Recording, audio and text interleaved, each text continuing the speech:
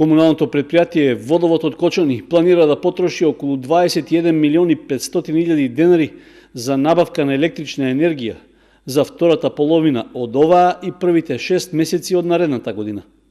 Според пресметките, приближно толку пари се потребни за да се обезбеди непречено функционирање на работните единици што работат во негов состав.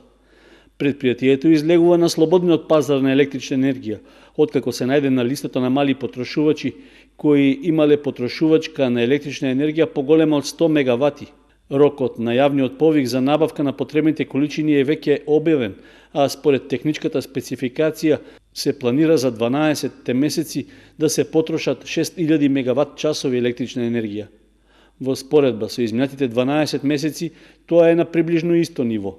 Неголеми потреби за струја, односно повеќе од 580 мегават часови, се предвидени за јули годинава и јануари идната година, додека во останатиот период таа е нешто поизедначена и просечно се движи околу 450 мегават часови. Со оглед што Водовод излегува на пазарот за набавка на електрична енергија, во јавниот повик е нагласено дека еден од условите е понудувачот на активната електрична енергија да прифати да ја преземе на себе балансната одговорност и да го вметне Кочанското предпријатие како потрошувач во својата балансна одговорна група.